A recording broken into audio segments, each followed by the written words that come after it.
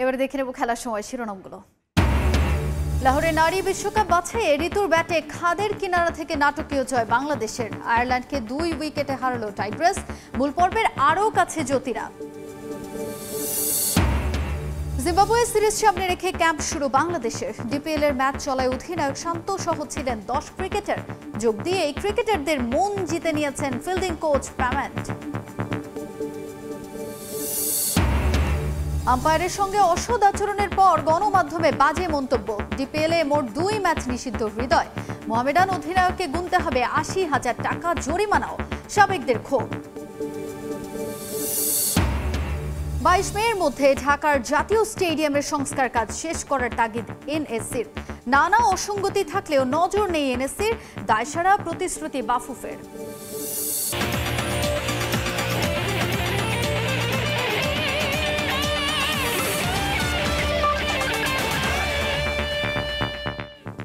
দেখছিলেন শিরোনাম। শুরুতে বাংলাদেশ নারী ক্রিকেটের খবর। আইসিসি নারী ওয়ানডে বিশ্বকাপ বাছাই পর্বে নিজেদের দ্বিতীয় জয় তুলে নিল টাইগ্রেসরা।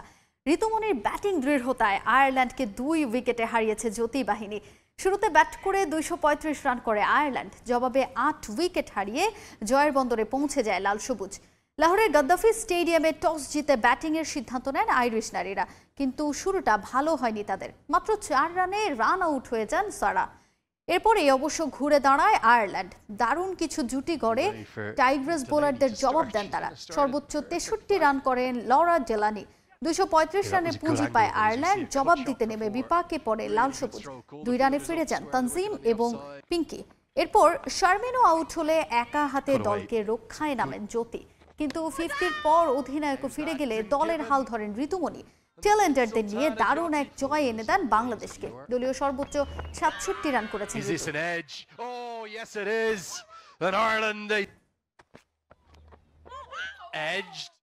এবারে বাংলাদেশ জিম্বাবুয়ে টেস্ট সিরিজের খবর। 4.5 মাসের বিরতি শেষে লাল বলের ক্রিকেটে প্রস্তুতি শুরু টাইগারদের। শনিবার রাতে প্রথম টেস্টের ভেন্যু সিলেটে পৌঁছানোর পর রোববার সকালে অনুশীলনে নেমে যায় নাজমুল হোসেন শান্তর দল। তবে ঢাকা প্রিমিয়ার লিগের ম্যাচ চলার কারণে এখনও পুরো দলকে একসঙ্গে পাননি ফিল সিমন্স। অধিনায়ক শান্তর নেতৃত্বে 10 ক্রিকেটার ছিলেন প্রথম দিনের অনুশীলনে। ক্যাম্পে যোগ দিয়েছেন টাইগারদের নতুন ফিল্ডিং কোচ জেমস প্যামেন্ট।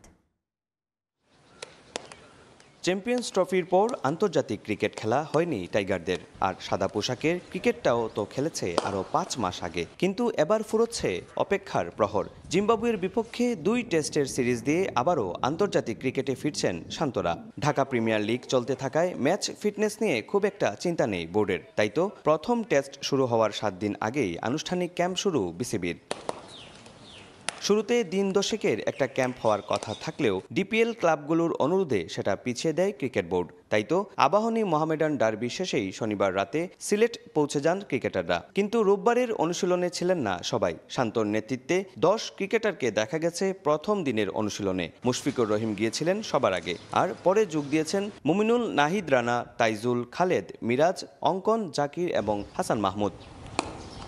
ক্রিকেটাররা সবাই না থাকলেও সিলেট আন্তর্জাতিক ক্রিকেট স্টেডিয়ামে ছিলেন কোচিং স্টাফের সব সদস্যরা। হেড কোচ ফিল সিমন্সের পাশাপাশি ক্রিকেটারদের সঙ্গে আলাদা করে কাজ করেছেন সিনিয়র সহকারী কোচ মোহাম্মদ সালাউদ্দিন। এদিন প্রথমবারের মতো টাইগারদের ক্যাম্পে যোগ দিয়েছেন নবনিযুক্ত ফিল্ডিং কোচ জেমস প্যামেন্ট। ডিপিএলের গ্রুপ পর্বের শেষ রাউন্ডের ম্যাচের কারণে প্রথম দিনের অনুশীলনে ছিলেন না মাহমুদুল হাসান জয়, জাকের আলী অনিক, তানজিম হাসান সাকিব, সাদমান ইসলাম এবং নাইম হাসান। তবে ম্যাচ শেষে আজ রাতেই টিম হোটেলে যোগ দেওয়ার কথা তাদের। অপু বণিক, সময় সংবাদ, সিলেট। মাঠে আম্পায়ারের সঙ্গে অসৎ আচরণ পরবর্তী গণমাধ্যমে ম্যাচ অফিসিয়ালদের নিয়ে বাজে মন্তব্যের জেরে প্রিমিয়ার লিগে 2 ম্যাচ নিষিদ্ধ হলেন মোহামেডান অধিনায়ক তাওহিদ হৃদয়। সঙ্গে জরিমানা করা হয়েছে 80,000 টাকা। ঝুলিতে যোগ হয়েছে 7 ডিমেরিট পয়েন্টও। ভবিষ্যতে আর 1 ডিমেরিট পয়েন্ট পেলে আরও 2 ম্যাচ নিষিদ্ধ হবেন হৃদয়। জাতীয় দলের একজন ক্রিকেটারের কাছ থেকে এমন আচরণে হতাশ বিসিবি। ভবিষ্যতের ভাবনায় সবাইকে সতর্ক করলেন আম্পায়ার্স কমিটির চেয়ারম্যান। তো এটা নিয়ে কি হয়েছে এটা নিয়ে বলবো না, কিন্তু হ্যাঁ যদি হিতে অন্যদিকে যায় তাহলে অবশ্যই এটা নিয়ে মুখ খুলবো, ইনশাল্লাহ আমি বলবো। আন্তর্জাতিক আম্পায়ার নাকি আন্তর্জাতিক ক্রিকেটার, কে বড়? না, এ প্রশ্ন গণমাধ্যম কর্মীদের নয়, বরং তার সামনে এনেছেন মোহামেডান অধিনায়ক তাওহিদ হৃদয়। সে ইন্টারন্যাশনাল আম্পায়ার, আমরাও ইন্টারন্যাশনাল প্লেয়ার। মাঠে হিট অব দ্য মোমেন্ট নতুন কোনো ঘটনা নয়, কিন্তু ম্যাচ শেষে মিথুনের আউট নিয়ে যা বলেছেন হৃদয় তা ক্রিকেটের শিষ্টাচার বহির্ভূত। ম্যাচ রেফারির রিপোর্টে লেভেল 2 নিয়ম ভাঙায় 4 ডিমেরিট পয়েন্টের সঙ্গে 1 ম্যাচ নিষিদ্ধ হয়েছিলেন হৃদয়। পরবর্তীতে মন্তব্যের জেরে আরও 3 ডিমেরিট পয়েন্ট, অর্থাৎ 7 ডিমেরিট পয়েন্ট নিয়ে এখন ডিপিএল এ 2 ম্যাচ নিষিদ্ধ মোহামেডান কাপ্তান। আর মোটে 1 ডিমেরিট পয়েন্ট পেলে যা দাঁড়াবে 4 ম্যাচে, পাশাপাশি 80,000 টাকা জরিমানাও গুনতে হবে তাকে। তৌহিদ হৃদয় বলতে পারবে যে কোত্থেকে এসছে তার এই অ্যাটিটিউড বা প্লেয়ারদের, বাট আমি মনে করি ক্যান্সার যখন ধরা পড়ে তখনই যদি আপনি ট্রিটমেন্ট না করে ইট স্প্রেডস। এটা তো আরও গহিত অপরাধ যে you are challenging and continuously you have challenged ফিল্ডে।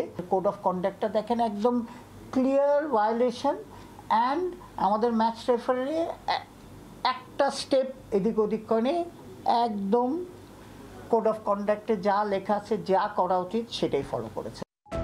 বছর দুয়েক হলো জাতীয় দলের নিয়মিত সদস্য তাওহিদ হৃদয়। ক্রিকেটের নিয়ম নীতি ভালোই জানা তার। সেই হৃদয়ের এতটা আগ্রাসী আচরণে যারপর নাই হতাশ বিসিবি। এর আগে ঘরোয়া ক্রিকেটে সাকিব তামিমদের মতো সিনিয়র ক্রিকেটারদের আচরণ নিয়ে অনেকটা নিশ্চুপি ছিল বিসিবি, তবে এবার এমন শাস্তিকে বোর্ড দেখছে দৃষ্টান্ত হিসেবে। এটা তো আগের বোর্ড, কাউকে আঙ্গুল দেখিয়ে লাভ নাই, যে পাস্ট কথা বলে লাভ নাই, কিন্তু আমাদের কথাটা হচ্ছে যে আমি ডিসএগ্রি করছি না আপনার সাথে। হয়তো আপনার পয়েন্টই কারেক্ট যে এই জন্য ওই সময় স্ট্রিক্ট না হওয়াতে আমরা লিনিয়েন্ট ছিলাম বলে হয়তো এখন এটা বেড়ে গেছে। প্রথম দফায় গেল রোববার আপিল করায় নতুন করে আর শাস্তির বিপক্ষে আপিল করবে না তার ক্লাব মোহামেডান। তবে শাস্তি হলে এই ইস্যুতে মুখ খোলার যে হুমকি দিয়েছিলেন হৃদয়, এবার তিনি কি বলেন তাই দেখার অপেক্ষা। মাহবুব রিমন, সময় সংবাদ, ঢাকা। ইনজুরি কিংবা সমালোচনা কিছুই গায়ে মাখেন না তাসকিন আহমেদ। দেশের হয়ে প্রথম পেসার হিসেবে নিতে চান 500 উইকেট। আন্তর্জাতিক সার্কিটে ব্যর্থতায় মিরপুরের উইকেটের উপর দায়ে চাপানোয় রাজি না ঢাকা এক্সপ্রেস। সফল হতে মানিয়ে নিতে হবে, এমনটাই মত তার। সময় সংবাদে তাসকিনের দেয়া একান্ত সাক্ষাৎকারে আজ থাকছে শেষ পর্ব। ক্যারিয়ার জুড়েই ইনজুরি, কখনো কাঁধ, কখনো বা গোড়ালি। শরীরটা সায়ের দিক বা না দিক ছুটে যাচ্ছেন তাসকিন। চোটের কারণে বাধ্য হয়েই টেস্ট ক্রিকেট থেকে বিরতি নিয়েছিলেন তাসকিন আহমেদ। এরপর প্রত্যাবর্তনটা রাঙিয়েছেন ক্যারিবীয় দ্বীপে। ক্যারিয়ার সেরা বোলিং কিংবা সিরিজ সেরার পুরস্কার সবই মিলেছে। উপলব্ধি ঘটেছে লঙ্গার ভার্সন নিয়ে। সম্ভব হলে সাদা পোশাকের ক্রিকেটটা ছাড়তে চান সবার শেষে। তেমন ওই তার টেস্ট আমার শেষ পড়ুন, সবচেয়ে লাস্ট ফরম্যাট রিটায়ারমেন্ট, এমন হইতে T20। It's depends on my body. দুই রকম প্রেশার। পিচ ওভার একটা অল্প সময় হাইলি ইন্টেন্সিটি, আর একটা টেস্ট ম্যাচ যেটা প্রত্যেকটা মানে ফুল এক ম্যাচে 3 ফরম্যাটের একটা ফ্লেভার আছে। কিছু মোমেন্ট আসতেছে 6-7 করে নিতে হচ্ছে অপোনেন্টের, কিছু মোমেন্ট আসতেছে কোনো রকম সার্ভাইভ করা, কিছু মোমেন্ট আসতেছে টাইম স্পেন্ড করা, মানে beauty of cricket, test cricket. কাঁধের ইনজুরি গুরুতর রূপ ধারণ করাতেই টেস্ট ক্রিকেট থেকে বিরতি নিয়েছিলেন তাসকিন। ওই চোট এখনও বয়ে বেড়াচ্ছেন। নতুন করে যোগ হয়েছে গোড়ালির ইনজুরি। তাতে খেলা হচ্ছে না জিম্বাবুয়ে সিরিজ। অথচ এসবের পরেও নিজের 11 বছরের ক্যারিয়ারে কখনো সমালোচিত হয়েছেন চুলের রং নিয়ে, কখনো বা মিথ্যে সংবাদে। তাসকিনের অবশ্য আক্ষেপ নেই, সমালোচনাকে দেখেন ইতিবাচকভাবে। আলোচনা তো ওরে নিয়েই হবে, যে আলোচনার বিষয়, এবং মিডিয়ার দ্বারাই তো সবাই স্টার হয়। তো ইটস ওকে, ভালো খারাপ মিলাই নিউজ হবে। তো যখন আপনি হাইলি প্রেইজ করতেছেন, মিলিয়ন্স অফ ভিউজ, লাইকস হইতেছে, তো দুই একটা খুনসুটি বা সমালোচনাও হবে, এটাও নর্মাল। তো এটা নিয়ে অভিমান করার কি আছে? That's very normal for as a star. মানে এইগুলো অ্যাকসেপ্ট না করতে পারলে কখনোই স্টার থেকে সুপারস্টার হওয়া পসিবল না। আইসিসি ইভেন্টে নিজেদের ব্যর্থতায় মিরপুরের উইকেটে দায় চাপান অনেক ক্রিকেটার। যদিও তাসকিনের ভাবনা ভিন্ন। আলাদা কন্ডিশনে মানিয়ে নেওয়াটাই গুরুত্বপূর্ণ মনে করিয়ে দিলেন সতীর্থদের। মিরপুর হোক, দুবাই হোক, লাহোর হোক বা মেলবোর্ন হোক, যেখানেই হোক, সবগুলা গ্রাউন্ডের ডাইমেনশন ডিফারেন্ট, উইকেটের behaviour different, atmosphere different. So নিজেকে ওই অ্যাটমসফিয়ারের সাথে দ্রুত অ্যাডজাস্ট করাটা একটা ভালো প্লেয়ারের কাজ। প্রথম বাংলাদেশি পেসার হিসেবে 500 উইকেট শিকারের স্বপ্ন ঢাকা এক্সপ্রেসের। 30 পেরোনো তাসকিনের জন্য সে লক্ষ্য পূরণে এখনো দরকার 250-র বেশি উইকেট। স্বপ্নটা বড় জানেন, তবে হাল ছাড়তে নারাজ। স্বপ্ন একটু বড় না হইলে কেমন হবে বলেন, বাট আমি চাই ক্যারিয়ার শেষে হওয়ার আগে 250 উইকেট নিতে। Definitely it's not that easy, but ইম্পসিবলও না। সাব্বির মিথুন, সময় সংবাদ, ঢাকা। অভিজ্ঞ আম্পায়ার শরফুদ্দৌলা ইবনে শহীদ সৈকতের সঙ্গে অসদাচরণে সাবেকদের পাশে পাচ্ছেন না তাওহিদ হৃদয়। তার এমন কাজে হতাশ সাবেক অধিনায়ক রাজিন সালেহ। এদিকে একাদশে জায়গা না দিলেও সাহস ও অনুপ্রেরণা বাড়াতে জিম্বাবুয়ের বিপক্ষে প্রথম টেস্টে টাইগার স্কোয়াডে অমিত হাসানকে রাখা উচিত ছিল বলে মনে করেন তিনি। সাদমান অমিতের নৈপুণ্যে লিগ পর্বে নিজেদের শেষ ম্যাচে লিজেন্ডস অফ রূপগঞ্জের বিপক্ষে 89 রানের বড় জয় পেয়েছে অগ্রণী ব্যাংক ক্রিকেট ক্লাব।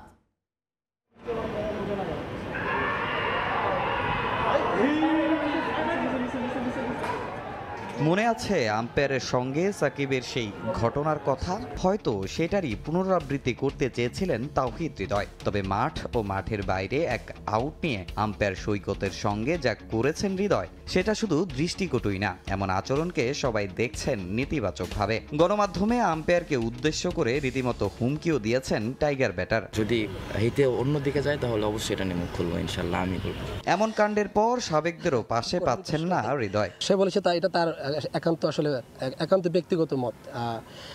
প্রত্যেকটা পার্সন প্রত্যেকটা তার রেসপেক্টেবল জায়গায় আছে, আমরা সম্মান করি প্রতিটা জায়গায় যে যারা যা কাজ করছে। ইভেন আপনি যদি আম্পায়ার না, যারা স্কোরিং করছে তারাও তো ইন্টারন্যাশনাল স্কোরার, তো আমরা রেসপেক্ট করি প্রত্যেকটা মানুষকে।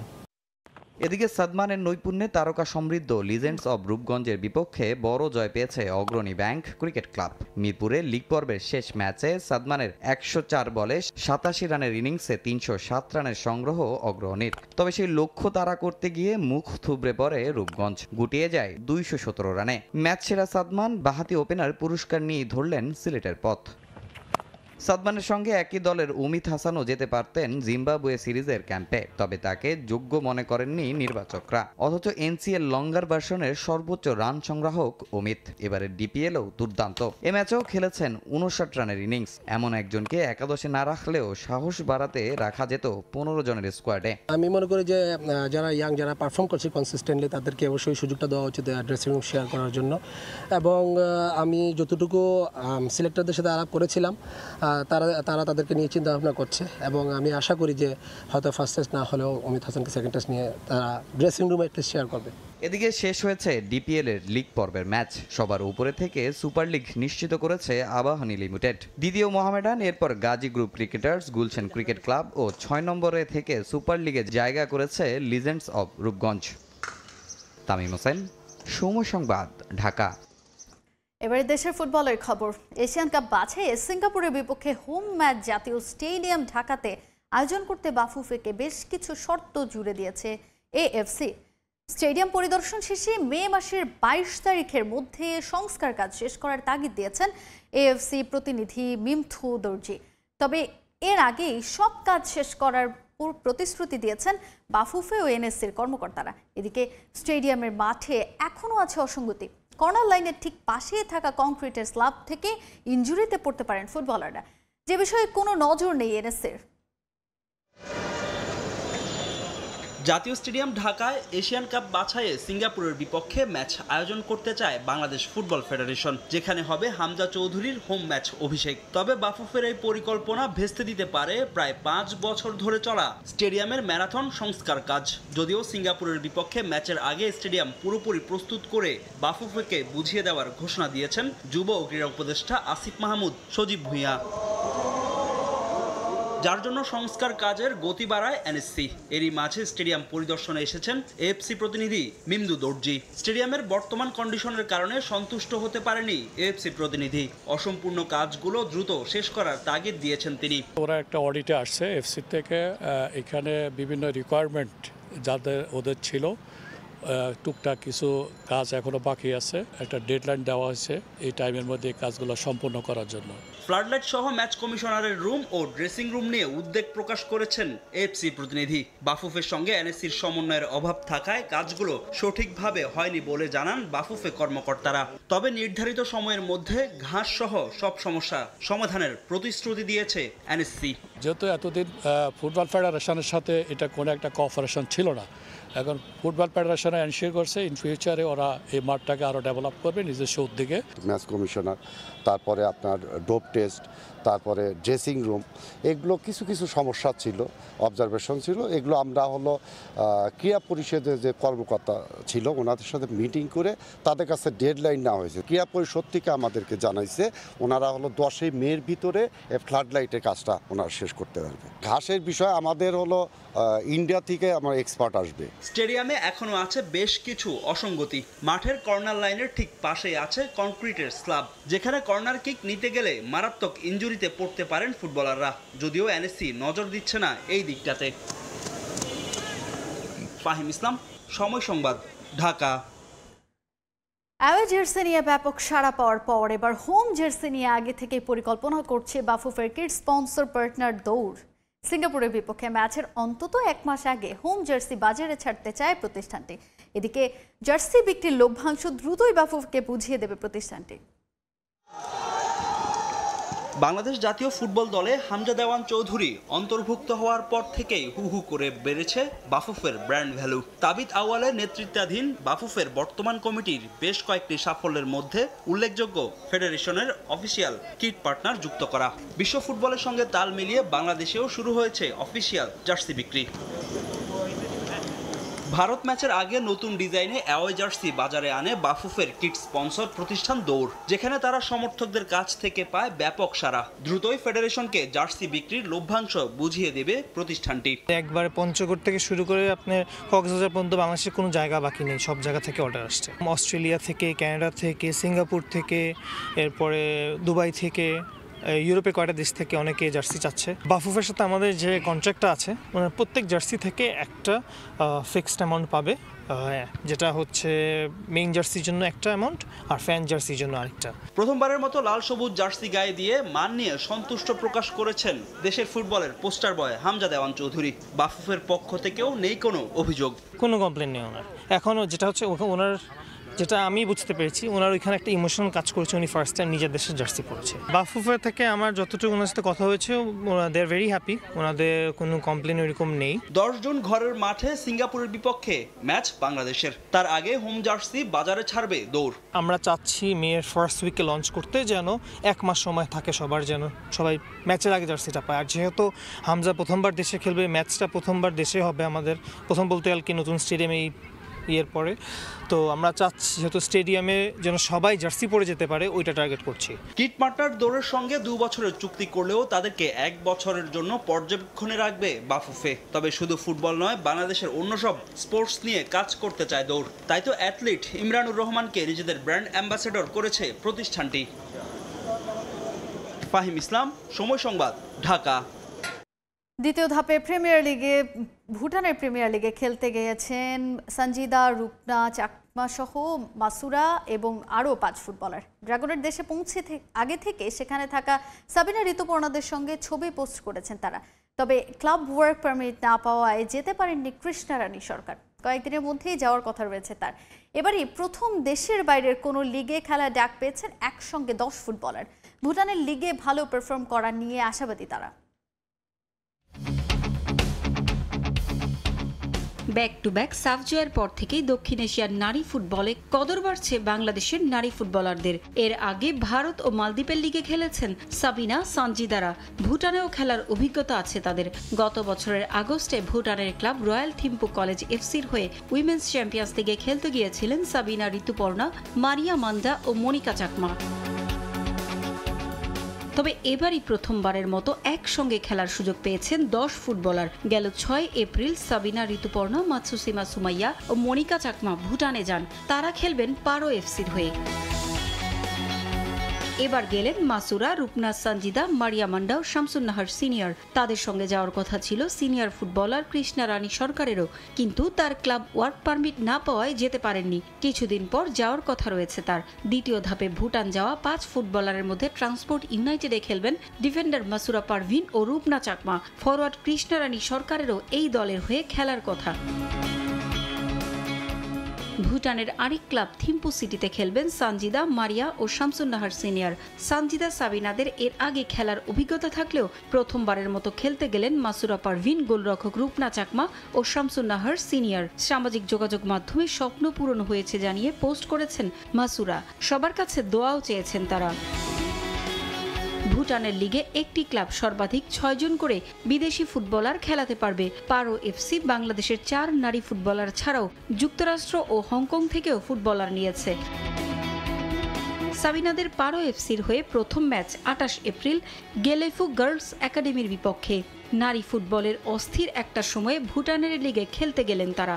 বাংলাদেশের নারী লিগের চেয়ে বেশ দীর্ঘ ভুটানের লিগ। জুনের শেষ দিকে এএফসি এশিয়ান কাপ বাছাইয়ের ম্যাচ খেলতে মিয়ানমারে যাবে বাংলাদেশ নারী ফুটবল দল। জাতীয় দলের ক্যাম্পে ডাক পেলে ভুটানের লিগ থেকে ফিরে আসবেন তারা।